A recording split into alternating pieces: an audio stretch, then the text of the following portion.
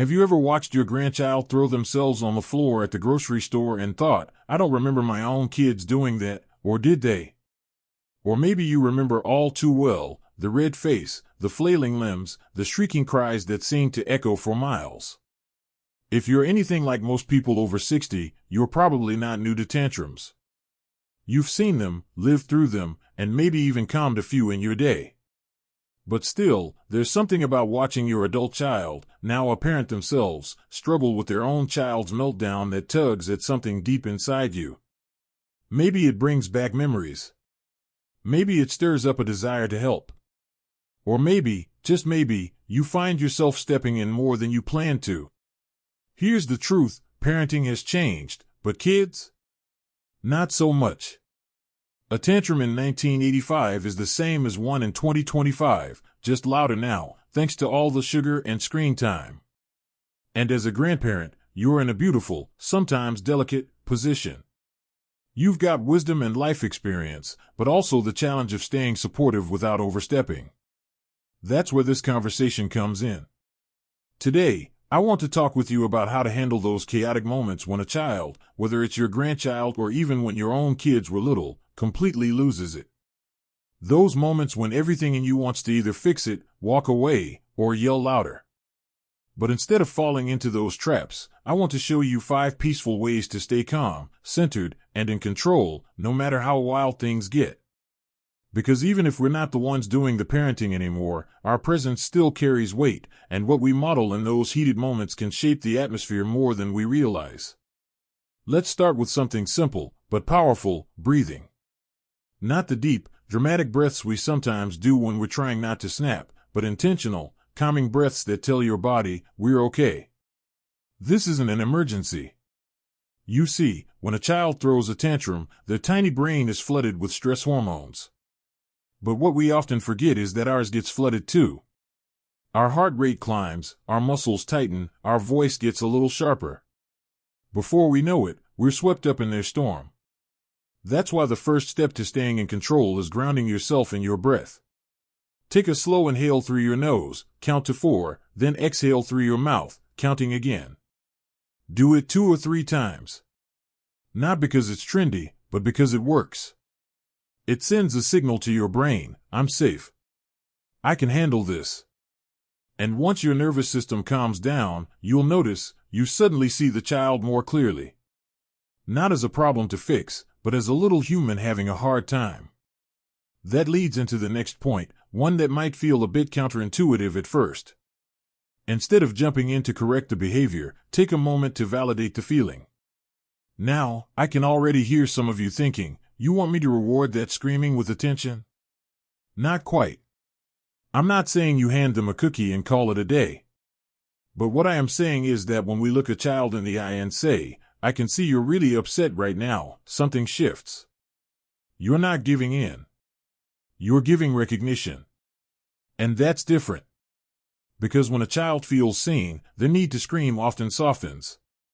You're telling them, without saying it directly, your feelings aren't too much for me. I can handle your big emotions without getting lost in them. Think back to a time in your own life when someone did that for you, maybe a teacher, a friend, or even a stranger who just paused long enough to see you when you were upset. It didn't magically erase the problem, but it did something even more important. It made you feel less alone. And that's what tantrums are often about. They're not just about the broken toy or the denied candy. They're about a little person feeling overwhelmed and disconnected. And the good news is, your calm presence can be the lifeline that brings them back to center. Of course, staying calm isn't always easy, especially if you're in public or you've already had a long day.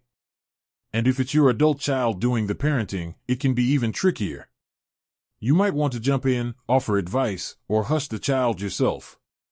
But here's where another peaceful approach comes into play: trust the process. This is where your role shifts from fixer to anchor. Instead of managing the tantrum, you become the steady energy in the room. No rushed advice, no sideline coaching. Just gentle support. A nod, a kind word, a soft "you've got this" can mean everything to a young parent feeling judged or overwhelmed. I once spoke with a grandmother who told me she used to struggle watching her daughter handle tantrums with what felt like too much gentleness. She just talks and talks to them, she said. I would have sent them to their room by now. But after sitting with it a while, she realized her daughter wasn't being permissive, she was being present. And once she let go of needing to do it her way, their relationship deepened. She still offered help, but only when asked. And in return, her daughter began to trust her more, invite her in, and appreciate the calm she brought. That kind of peace is powerful. It's quiet, but it's felt. And it starts with a choice, not to control the situation, but to control your response. Because that's the one thing we always have power over. Now that we've talked about the importance of breathing, validation, and offering quiet support, let's continue with another gentle but powerful way to stay in control when emotions run high. Sometimes, when you're in the middle of a child's outburst, especially if it's happening in a busy store, or just after dinner when everyone's nerves are a little frayed, it can feel like the whole world has stopped to stare.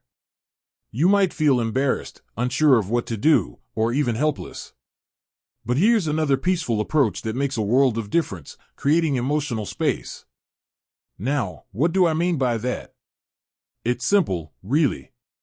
Emotional space is about not taking the tantrum personally. It's about reminding yourself that this moment isn't about you failing, or the child misbehaving just to push your buttons. It's just what kids do when they're overwhelmed and don't yet have the words or tools to express what they need. And yes, even the best-raised, most well-loved children throw tantrums. So instead of absorbing their frustration like a sponge, let it pass through. Take a step back, not physically, but mentally. Imagine putting a little bubble around your peace, keeping it intact while the storm rages on outside. I once heard someone say, you don't have to jump into the pool just because someone else is splashing. That stuck with me. Because so often, when a child lashes out, we respond with the same energy.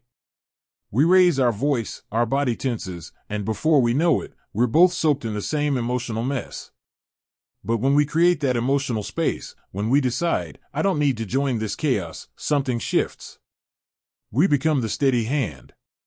And you'd be amazed how often a child, even mid-tantrum, will start to mirror your calm.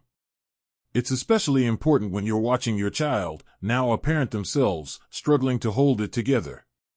You might want to correct the child, or offer a quick fix, but sometimes the most supportive thing you can do is protect your own calm. When they see you remain peaceful and non-reactive, it quietly reassures them, this isn't a disaster. We'll get through this. And you never know, your calm might be the reason they find theirs a little sooner. And then there's one more piece, one that often goes overlooked, connection. Not discipline. Not distraction. But real connection. After the worst of the tantrum passes, when the tears have slowed, the breathing steadies, and the child is looking around for what happens next, that's the golden moment. It's the time to gently reconnect, to remind them they're still loved, even after the storm.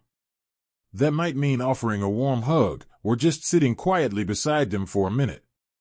It might mean softly saying, that was really hard, or I'm here. What you're doing in that moment is showing them that emotions don't scare you, and that love doesn't get taken away just because things got loud.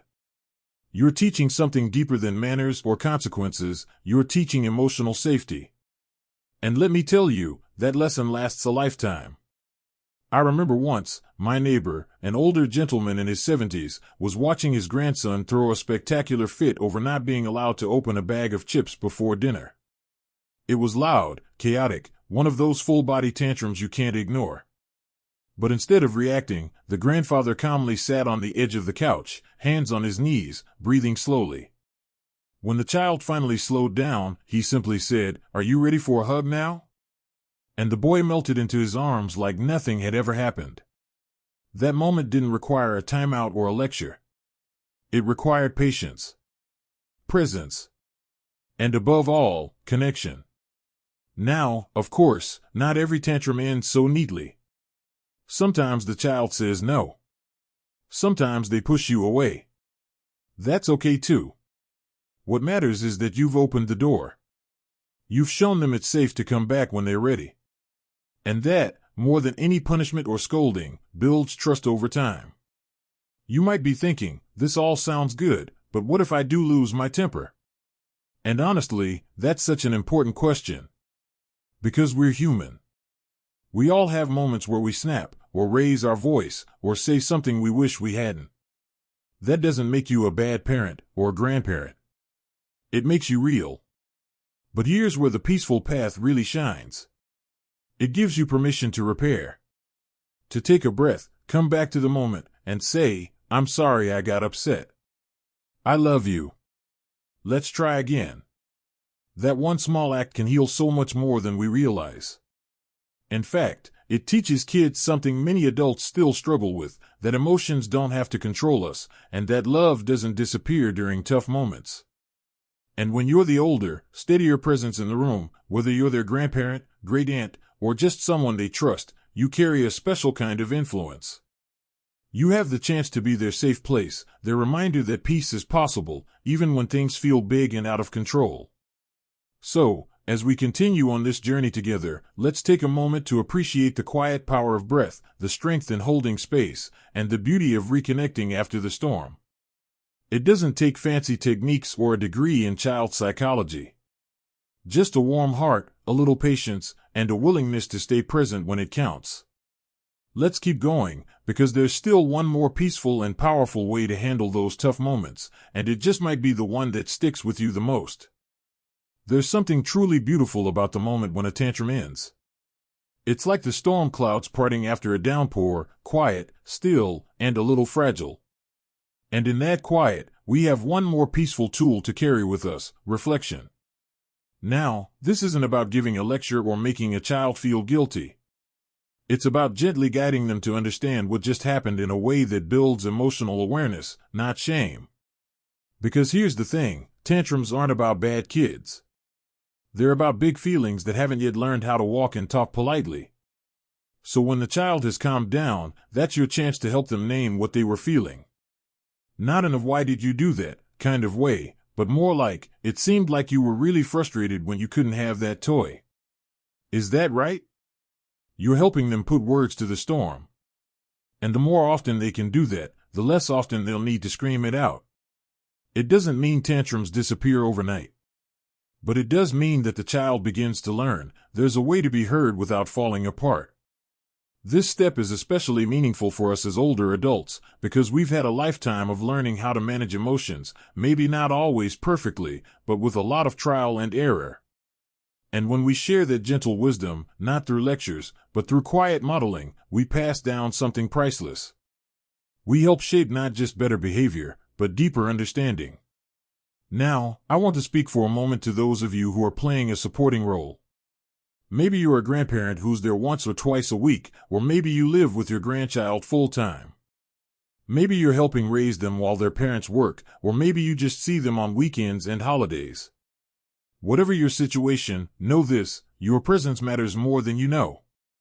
Children remember who made them feel safe. They remember who stayed calm when they couldn't. They might not remember every toy or game, but they remember the tone of your voice, the softness of your hands, the steadiness in your eyes when everything else felt too big. Even when you don't say much, especially then, actually, you're teaching. You're showing them what emotional maturity looks like. You're reminding them that being upset doesn't mean being unlovable. And in today's world, with so much noise, distraction, and disconnection, that kind of presence is one of the greatest gifts you can give. And yes, I know it takes effort. You might be tired. You might be dealing with your own health issues, worries, or simply adjusting to a new rhythm of life. But that's exactly why staying peaceful in those moments matters so much. Because it doesn't just help the child, it protects your peace, too. It keeps your blood pressure down, your stress levels in check, and your relationships with your children and grandchildren stronger. So if you find yourself in a situation where your grandchild is melting down and your adult child is looking frazzled or unsure, just breathe. Ground yourself. Offer support when it's needed and step back when it's not. Your calm presence is a quiet kind of leadership. It doesn't shout. It doesn't scold. It simply is. And that's powerful. I want to leave you with a simple truth. Staying peaceful doesn't mean staying silent, and it certainly doesn't mean letting chaos reign. It means choosing response over reaction. It means noticing what's needed in the moment, whether that's a breath, a kind word, or just sitting still while the wave passes. It means remembering that control isn't about overpowering others, it's about mastering yourself. And the best part? It's never too late to learn. Whether you raised 5 kids or none, whether you were strict or soft or somewhere in between, you can start using these peaceful tools right now. Today. In your next visit, your next phone call, your next moment of connection. And the ripple effect can be bigger than you imagine. Because children don't just grow up, they grow through us. Through the way we speak, the way we react, the way we love them even when they're loud and messy and full of emotion. And your steady heart may just be the anchor that keeps their little boat from drifting too far when the winds pick up. So take this with you. You have more influence than you think, and more calm than you realize. And every time you choose peace over panic, connection over control, presence over power, you're not just surviving a tantrum. You're building something that lasts. If this conversation has spoken to you, if you found yourself nodding along or thinking of a time this might have helped, I'd love to hear about it. Drop a comment below and share your thoughts or your story. Let's keep this conversation going, because learning from each other is one of the most powerful tools we have. And if you'd like more gentle guidance, encouragement, and practical wisdom just like this, go ahead and hit that like button and subscribe to the channel. There's so much more we can talk about, and you are more than welcome here. Thank you for spending this time with me. Remember, no matter your age, you still have the power to be a calming force in a stormy moment. You've already lived through so much. This is just one more place where your wisdom and warmth can make all the difference. Here's to peaceful hearts, strong connections, and living with grace at every age.